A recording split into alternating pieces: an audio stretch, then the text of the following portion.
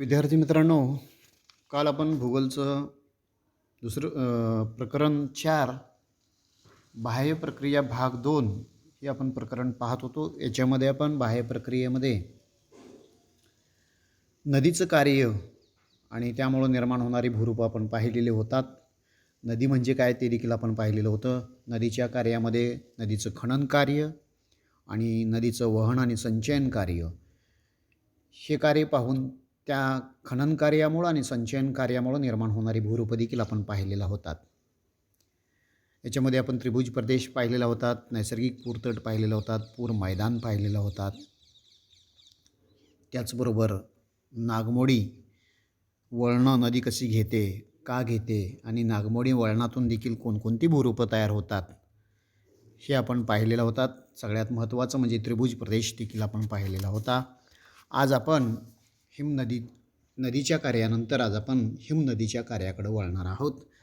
आता हिमनदीचं जे कार्य आहे, नदीसारखंच या हिमनदीचं देखील कार्य असतं. ज्या प्रदेशामध्ये आता हिमनदी कुठं असतं, हिमनद्या या ज्या प्रदेशामध्ये तापमान गोठणबिंदू खाली असतं, 0° ज्या ठिकाणी तापमान कमी असतं, अशा प्रदेशामध्ये अशा हिमस्वरूपात त्या ठिकाणी वृष्टी होते आणि हिमवृष्टीमुळं भूपृष्ठावरती हिमथर तयार होतात आणि ते हिमथरांना हिमाच्या प्रचंड वजनामुळं हिमथर भूपृष्ठावरून काय होत असतात, उत्तराकडे घसरायला लागतात आणि त्या घसरणाऱ्या या हिमालाच आपण हिमनद्या असं म्हणतोय. आणि हिम ही वजनानं जड असल्यामुळं दाब आणि घर्षण यामुळं थराच्या म्हणजे जमिनीच्या थराच्या तळाशी आणि घर्षण त्याचं होतं, तळाशी आणि काठाशी. आणि त्यामुळं घर्षणामुळं काय होत असतं, तापमान त्या ठिकाणी किंचितचं वाढतं आणि त्या ठिकाणचं हिम वितळून ते हिम हळूहळू पुढं संत गतीनं उताराच्या दिशेनं सरकायला लागतं. याला आपण हिमनदी असं म्हणतोय. म्हणजे हे आपल्याला बघायचं असतील तर ज्या ठिकाणी 0° तापमान कमी, आपण तापमानाचे पट्टे असलेले पृथ्वीवरती तापमानाचे पट्टे अभ्यासलेले आहात. उष्णकटिबंधीय प्रदेश, समशीतोष्णकटिबंधीय प्रदेश, शीतकटिबंधीय प्रदेश. आणि सर्वसाधारणपणे आपणाला हे हिमनद्या ज्या आहेत ते समशीतोष्ण आणि शीतकटिबंधामध्ये आपणाला पाहायला मिळतात.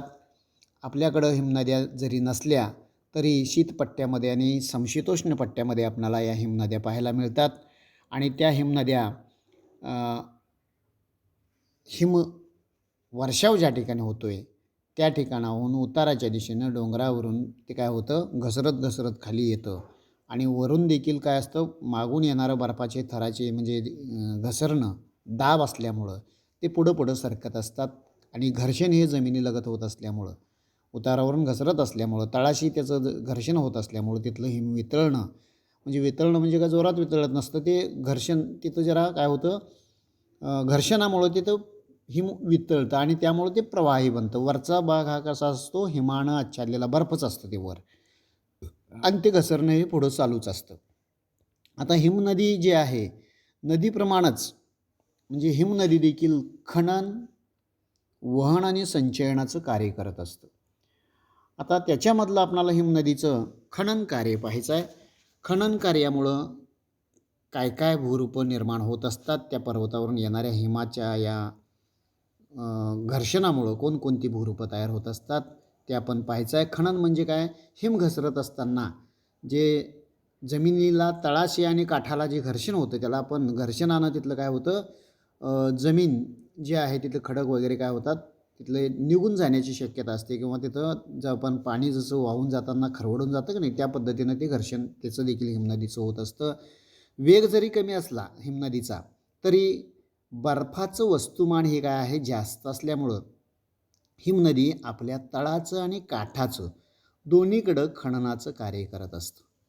म्हणजे मोठ्या प्रमाणावर खननाचं कार्य हे होत असतं.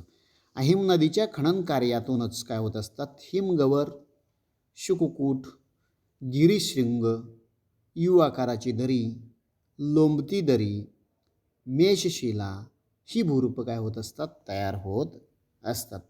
त्यातलं आपल्याला हिमनदीच्या कार्यामुळं निर्माण झालेल्या म्हणजे हिमनदीच्या खनन कार्यामुळं निर्माण झालेलं आपल्याला चित्रात दिसतं की हिमगवर आणि गिरिशृंग. आता हा पर्वतीय प्रदेश आहे. या पर्वतीय प्रदेशातून काय झालेलं आहे, हिम हे काय झालेलं आहे, घसरत येऊ लागलेला आहे. या पर्वतीय प्रदेशातून काय होऊ लागलेलं आहे, हिम हे वरून घसरत असं येऊ लागलेला आहे. येत असताना हा जो भाग आहे, हा जो तुम्हाला दिसतो दोन्हीकडच्या बाजूला, इथं हिम इथून आलेला असल्यामुळं तळाचं घर्षण होऊन म्हणजे असा हा भाग असा दिसतो, तळाचं तळ खरवडलं जाऊन तिथला तो पर्वताचा भाग काय झालेला आहे, झिजलेला आहे. म्हणजे त्याचं अपक्षरण किंवा विदारण झालेलं आहे.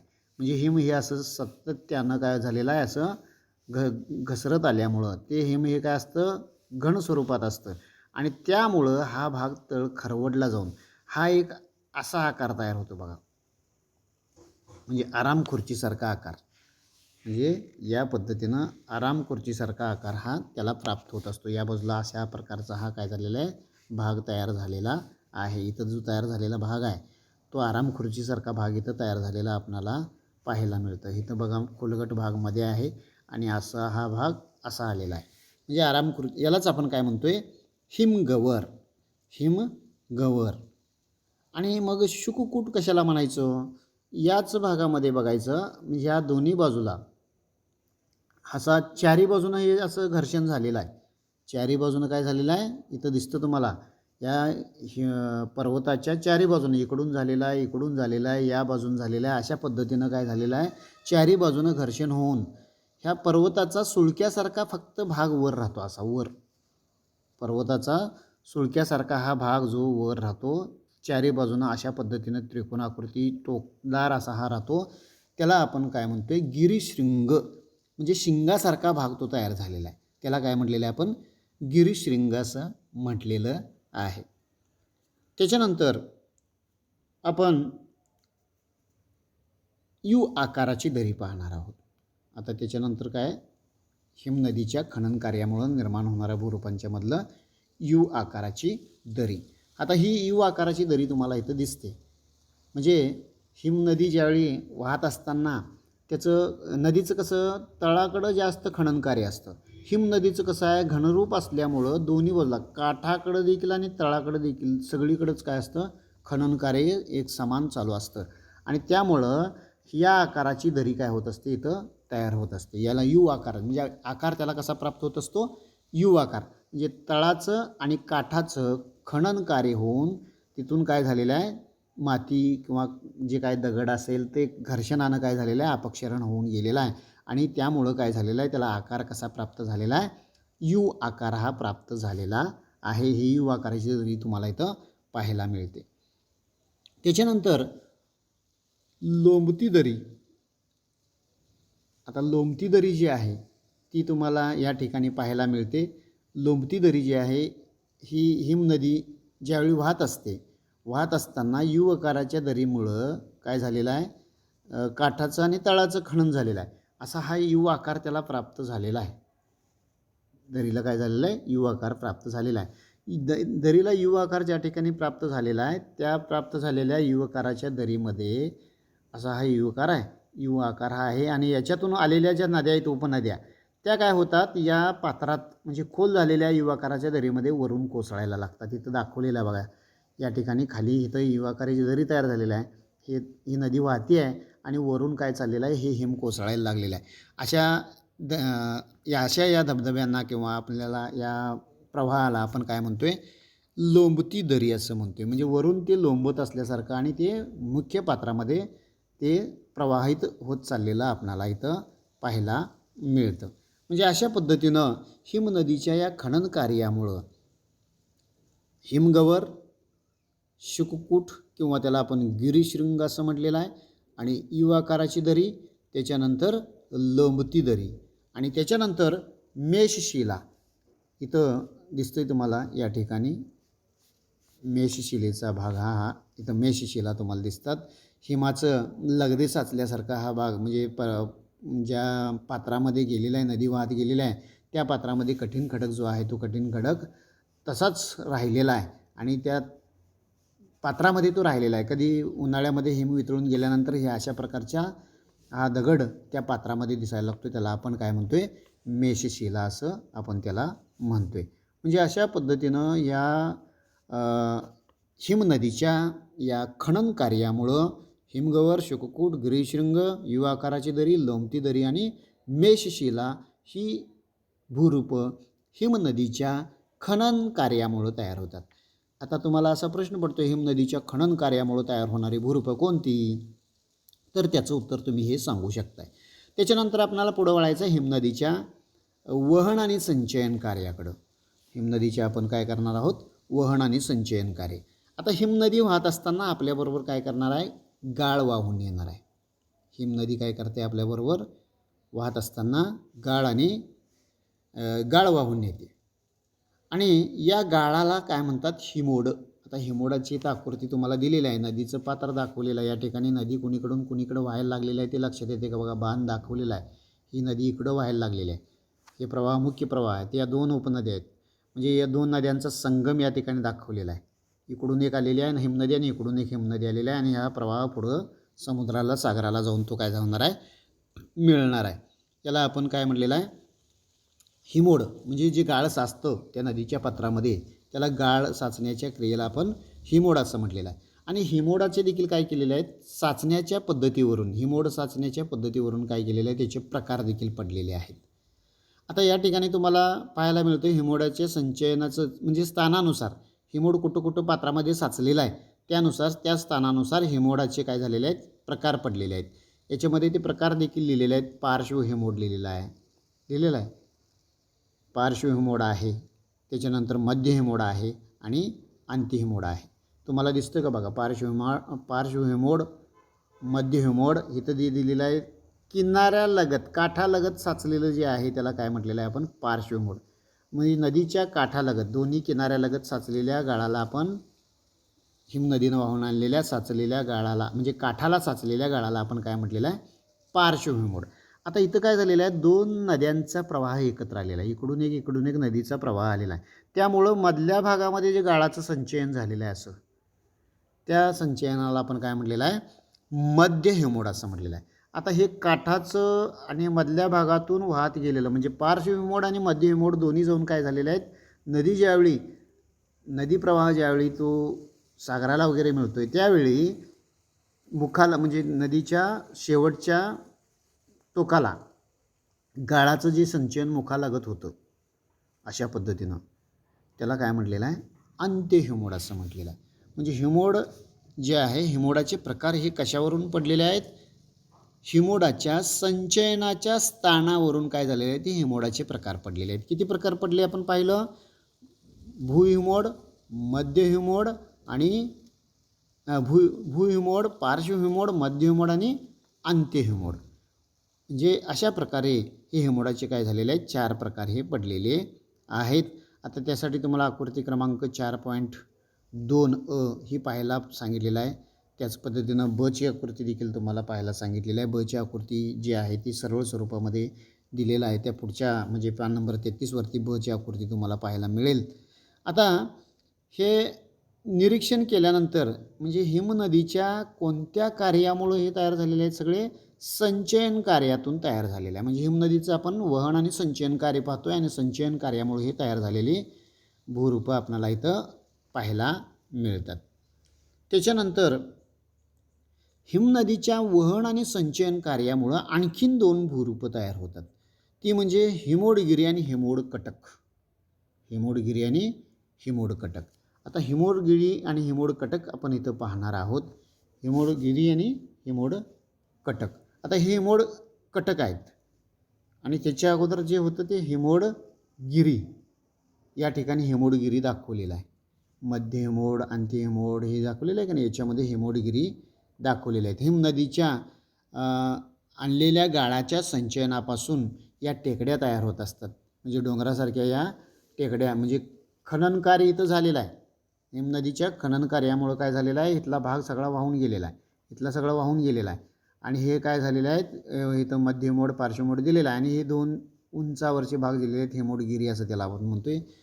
हिमोडामुळं तयार झालेले हिमनदीच्या कार्यामुळं हे 2 भाग उंच राहिले, ज्यातून ती वाहत गेली तो झिजून गेला आणि वर राहिलेल्या भागाला आपण हिमोडगिरी असं म्हटलेलं आहे.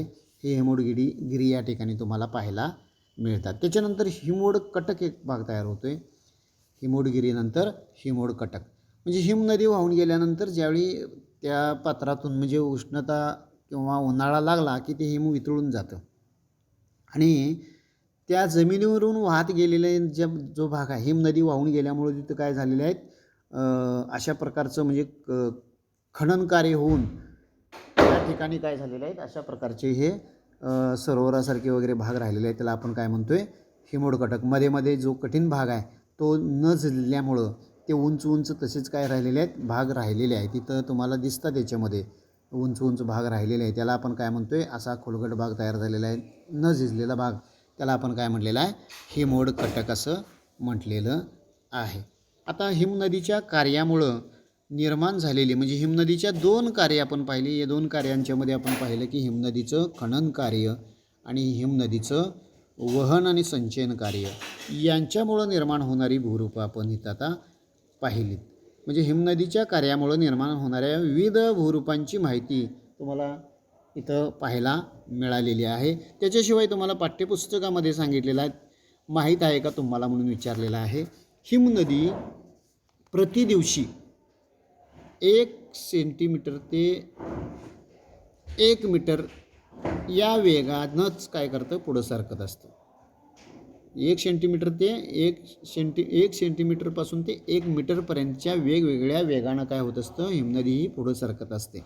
आता ग्रीनलँडमधील जाकोब बशावन ही हिमनदी जी आहे ती जगातील सर्वात वेगवान हिमनद्यांपैकी एक हिमनदी म्हणून ओळखली जाते. ती प्रतिदिवशी किती मीटर वेगानं प्रवाहित आहे तर 46 म्हणजे एका दिवसाला ते 46 मीटर वेगानं पुढं सरकत असतं. म्हणजे वेगवानमध्ये ही नदी आहे तरी देखील एका दिवसाला फक्त किती 46 मीटर इतकं वेगानं. म्हणजे हिमनद्या मूळतः कशा असतात संत म्हणजे दिवसातून 1 ते 2 मीटर या वेगानंच काय होत असतात पुढं सरकत असतात. कारण का हिमनदी म्हटल्यानंतर बर्फ आहे घनरूप आहे आणि त्यामुळं त्याच्या पात्रामध्ये ती वाहत असताना खाली म्हणजे वरून दाब आहे आणि ज्या दरीतून ती चाललेली आहे त्या ठिकाणी मध्ये अडथळे आहेत आणि त्यामुळं ते हिम तटण्याची देखील शक्यता असते. मध्ये त्या पात्रामध्ये दगडं असतील किंवा काही असं अडथळे असतील तर त्यामुळं त्याचा वेग काय असतो कमी होऊ शकतो. म्हणजे अशा पद्धतीनं हिमनदीचं वाहण्याचा वेग हा प्रत्येक ठिकाणी वेगवेगळ्या स्वरूपात आपणाला पाहायला मिळतं. आणि तुम्हाला एक सांगितलेलं आहे पहा बरे जमते का म्हणून. तुम्हाला जी छायाचित्र तुम्ही आता बघितलात म्हणजे छायाचित्रांवरून हिमनदीची काही भूरूपं दाखवलेली आहेत त्याच्यामध्ये आणि ती पाहून त्यांच्या खाली म्हणजे चौकटी रिकामी दिलेली आहेत. ती भूरूपं कोणत्या कार्यामुळे निर्माण झालेली आहेत असं. आता हिमोडकटक तुमच्या समोरच आता हे स्क्रीनवरती दिसतं. आता हे हिमोडकटक त्याच्यापुढे एक चौक रिकामा दिलेला आहे. प्रत्येक चित्राला काय केलेलं आहे चौकट ही रिकामी दिलेली आहे मेषशिला दिलेला आहे. त्यानंतर हिमोडगिरी पार्श्वमोड मध्यमोड दिलेला आहे. आता याच्यामध्ये युवाकाराची दरी दिलेली आहे. याच्यापुढे चौकट दिलेला आहे. या चौकटीमध्ये तुम्ही काय लिहायचं आहे की हिमनदीच्या कोणत्या कार्यामुळे ही भूरूप तयार झालेलं आहे. कोणत्या कार्यामुळे म्हणजे कार्य कोणतं आहे 2 कार्य आहेत हिमनदीची. कोणती कार्य आहेत नदीप्रमाणेच ते देखील हिमनदीची 2 कार्य आहेत. हिमनदीचं खनन कार्य आणि दुसरं जे आहे ते हिमनदीचं वहन आणि संचयन कार्य. आणि ही जी चित्र तुम्हाला दिलेली आहेत ती छायाचित्र दिलेली आहेत त्या छायाचित्रांमध्ये चौकटीमध्ये तुम्ही पुढे लिहायचं आहे ती खनन कार्यामुळे तयार झालेला आहे का संचयन किंवा वहन कार्यामुळे तयार झालेला आहे. या संबंधी तुम्ही माहिती त्या चौकटीमध्ये तुम्ही काय करणार आहात लिहिणार आहात. त्याच्यानंतर तुम्हाला एक परत आकृती क्रमांक काय केलेला आहे 4.2b एक हिमोड संचयनाचं दिलेलं आहे हिमनदीचं आणि ते देखील तुम्ही पाहायचं आहे आणि त्याच्यात देखील आपण निरीक्षण करायचं आहे.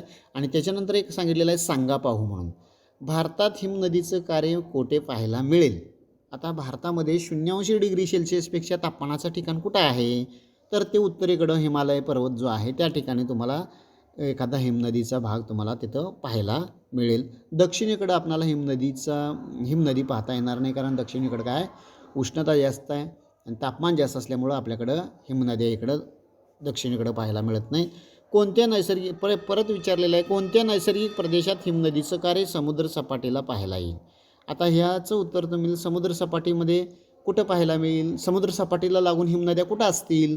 आता हिमनद्या कुठं उंचावर असतं त्या ठिकाणी 0 डिग्री सेल्सिअस तापमान, 0 डिग्री सेल्सिअसपेक्षा गोठणबिंदूपेक्षा कमी तापमान असलेल्या ठिकाणामध्ये हे हिमनद्या असतात असं आपण ऐकलात.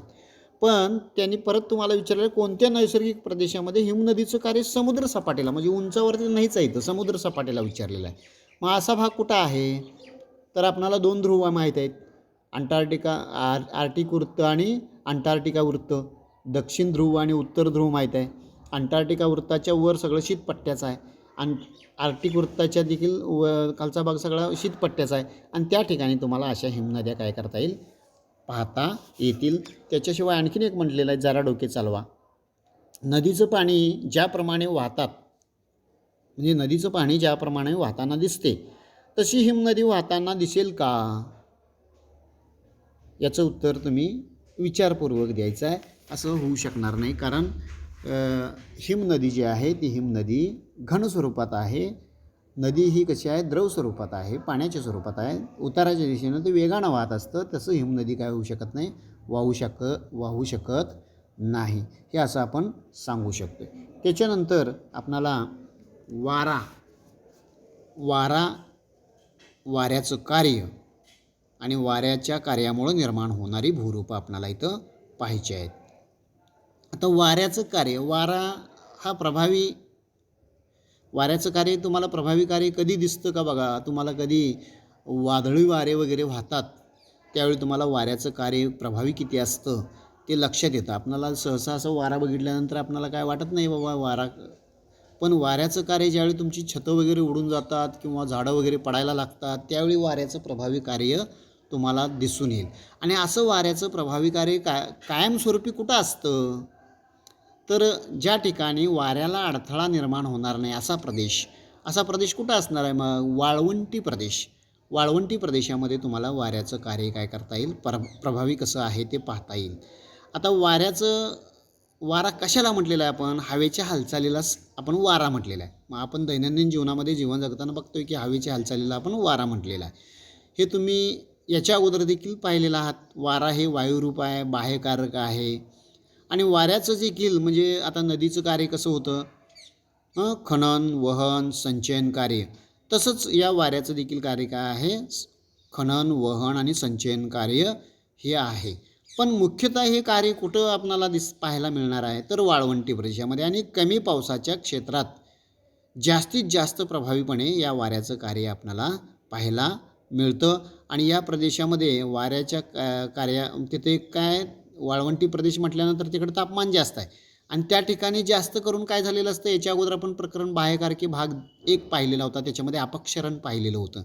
आणि कायिक अपक्षय जास्त प्रमाणात कुठं? ज्या ठिकाणी तापमान जास्त आहे अशा ठिकाणीच कायिक अपक्षय, कणीदार अपक्षय वगैरे आपण पाहिलेलं आहात. आणि कायिक अपक्षय विदारण जास्त प्रमाणात असल्यानं त्या ठिकाणी खडकाचा भुगा झालेला असतो किंवा वाळू त्याचं निर्माण झालेलं असतं. मोठ्या प्रमाणात ते वाळू तिथं वाळवंटी प्रदेशामध्ये पसरलेली असते आणि तेथे वाऱ्याच्या वाहनाच्या कार्यात अडथळा हा कमीच असतो. आणि मग वाऱ्याबरोबर वाळूच्या कणांचं वहन होत असतं. मग वाळूचे कण खूप दूरपर्यंत वाहून नेले जात असतात. म्हणजे ज्या ठिकाणी वाऱ्याचा वेग कमी होईल त्या ठिकाणी परत ते संचयित होत असतात. म्हणजे अशा ठिकाणी वाळूचं संचयन होतं. आणि अशा प्रकारे वारा खनन, वहन आणि संचयनाचं कार्य हा पाहत असतो. त्याच्यानंतर आता मला पुढचा भाग वाऱ्याचं जे खनन कार्य आहे आणि खनन कार्यामुळं निर्माण होणारी जी भूरूपं आहेत आणि वाऱ्याचं संचयन कार्य जे आहे ते संचयन कार्यामुळं निर्माण होणारी जी भूरूपं आहेत तो भाग या प्रकरणाचा पुढचा भाग आपण पुढच्या तासिकेला पाहणार आहोत. धन्यवाद.